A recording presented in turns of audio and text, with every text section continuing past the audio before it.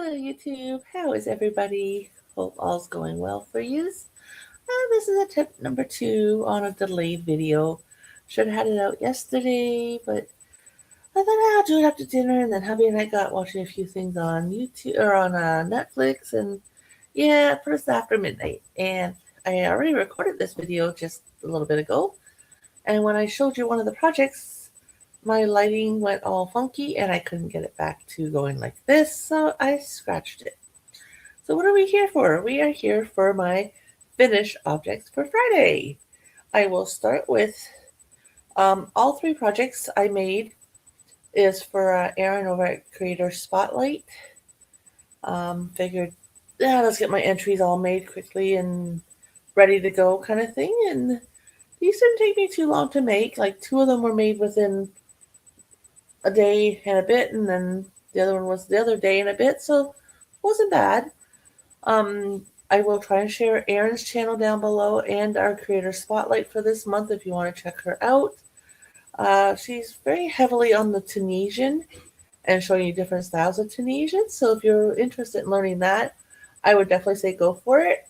Now I did mention in my video on Wednesday, if you're new to Tunisian, and I don't have a hook here sitting here, but if you have just a regular metal boys type hook, and you're not doing it over a lot of stitches, you can easily use a regular metal hook to do your Tunisian.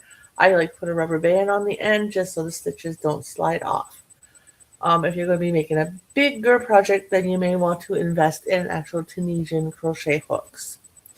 So the object you guys saw me working on Wednesday is this headband ear warmer.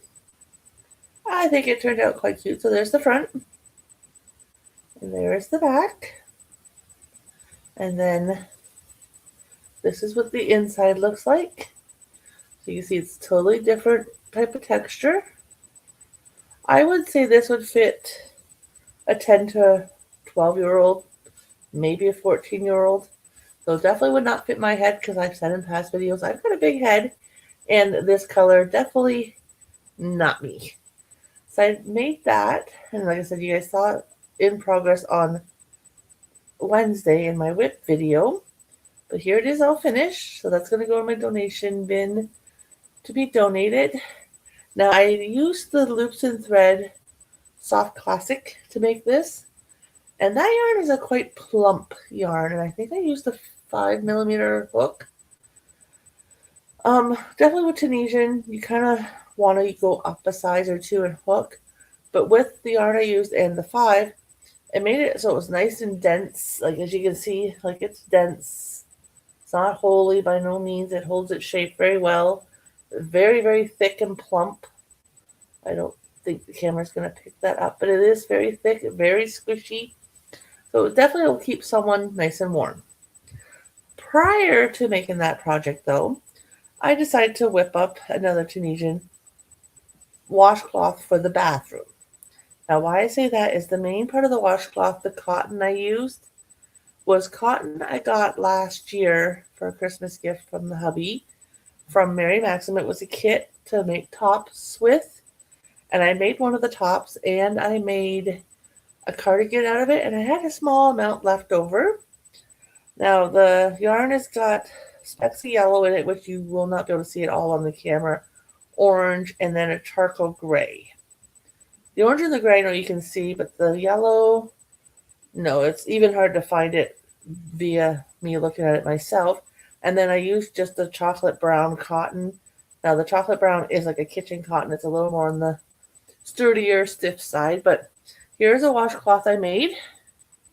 And it's done in the Tunisian simple stitch as well. And it's definitely a softer cotton. So it would be something I would want for in like the bathroom. I'll probably take this one actually up to the camper just to have it up there. Now, Tunisian does curl on itself. For those who've never done it, this look here, how it's all curly, quite common. If you're making washcloths or dishcloths, I wouldn't worry about blocking them because they're going to get wet and then, go back to being curly and such. So just go with it. It's your best bet. And then this third project, I used my Caron Cloud Cake I had. And it's a 2-row repeat.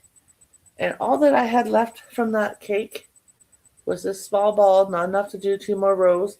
Now this yarn, if you've never used Caron Cloud Cake, which this cake was my one and only I've ever owned, very soft, velvety. It's on the thinner side. I would put it a 3-weight yarn because of how thin I feel it works up. But very, very soft and very squishy.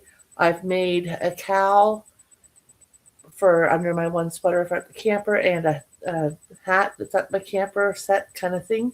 Because there's times I'll leave here to the city and it's not as cold and get to the camper. And it's a little cooler up there. Now, hopefully I can hold it and it's not going to change the color of the lighting. I showed it in the previous attempt and it went kind of orangey color and I couldn't get it to come out. So we're going to just hold it down here and end it in the purple. Now normally I would not put black in a baby blanket, but it's the way the color worked up. Then there's kind of this greenish blue color, and then it goes to a different shade of blue. I know it's hard to see, I'm sorry guys. And then a lighter blue that it started with. I guess if I hold it that way you can kind of see it. And actually the second one has a different shade of blue. And then the third one's actually a green color. Sorry, it's not blue, it's actually a green. So this I'm using for 2 entries. One for over Erin Creator Spotlight. And like I said, I will share both those channels. And then the other one is for the Great Kickoff. I'd share her channel, but the thing is, I know this is the last month she's doing it. So if you're interested in participating, I know said this was going to be her last month. So it's kind of sad to see it go, but you know, things always come to an end at some point. So those are my finished objects. Now, let's talk a little bit quickly about my channel. I know I started a few new segments in the last month and a half, 2 months, somewhere around there. My Loom Saturday segment, I'm scratching that idea. I don't mind working on the loom. At the moment, it's not really my cup of tea, kind of saying, I guess you could say. So I may do the odd loom project here and there, but not as much as I had intended to originally.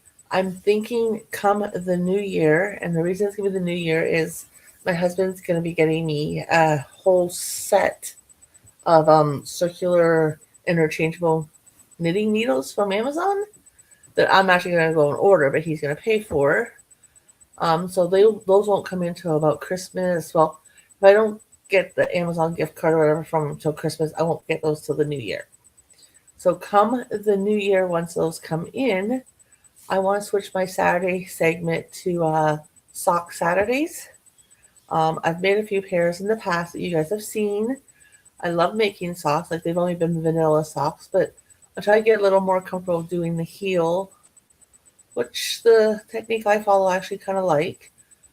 But I will at some point, because I do have a sock book, start making some socks. But I got to also improve my sock stash for yarn.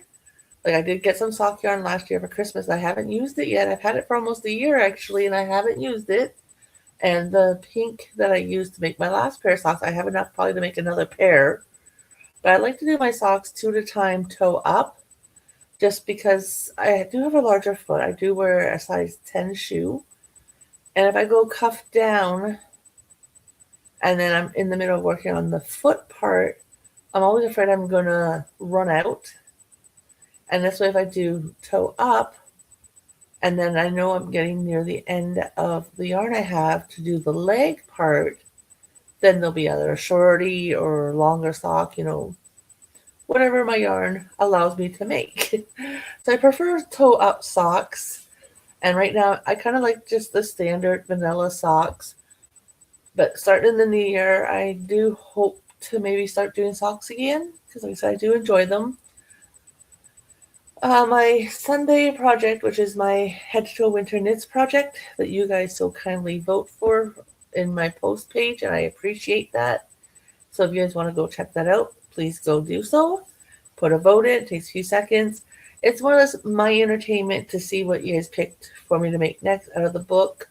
I do intend to make everything in the book at some point, and I got that idea via Erin over at Cracking Kitty, and she has a segment on her channel. It's called Fridays with Fred. So I kind of stole her idea. We all have that one person that, oh, that's cool. You really gravitate to things they do. Well, Erin's my enabler, I guess you could say, other than the yarn buying thing. Like, oh my goodness, she was a little wild with that. But yeah, I got the idea from her. And I'm going to do a second segment with that idea for my Thursdays. I've looked, and I'm pretty sure this is the last month because I have not seen anything new, and I haven't really heard anything. I think this will be our last month for Things We're Making Thursday. So again, another fun activities being, discontinued, I do believe. But because I haven't heard anything more, and normally by now their list would be up for next year, and even the Facebook page, Things We're Making Thursday, hasn't had a lot mentioned on it. So if something has been said, I've missed it. I gotta go try to find it. So I'm thinking Thursdays, I'm going to do the same idea as I do with my Head to Toe Winter Knits book, but I have a book that is called Cuddly Animals that I had won at one point from a Facebook giveaway. And it's got some really cute different animals. Let me see. Oh, this little hippo, she's cute. So there's definitely cute stuffed animals in here.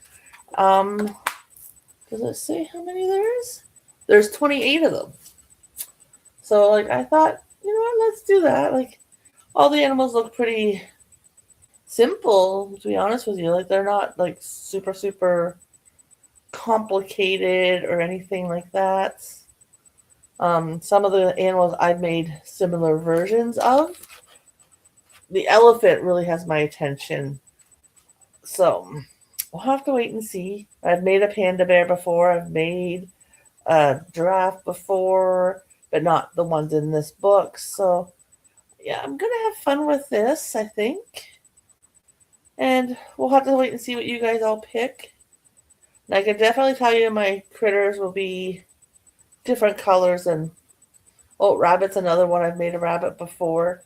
I do have to start getting some yarn, depending on what animal you guys pick, because my stash is limited. But, try to kind of stay somewhat true to the critters in the book would be nice. So that I think I'm going to start on Thursday, come also the new year. So keep an eye out for that. Thank you guys for watching. If you're new to my channel and you like what you see or would like to maybe see what other things I come up with, please hit that subscription button. It doesn't cost you guys anything to join. Hit the notification bell, because I also do pop-ups occasionally that are out of the blue. So if you want to be there for the pop-ups, you kind of need to hit the subscription bell. But thank you guys again for watching. If you wouldn't mind giving me a thumbs up or a thumbs down, a quick comment, I really appreciate it. And I will catch you guys all later. Have a good day, everybody.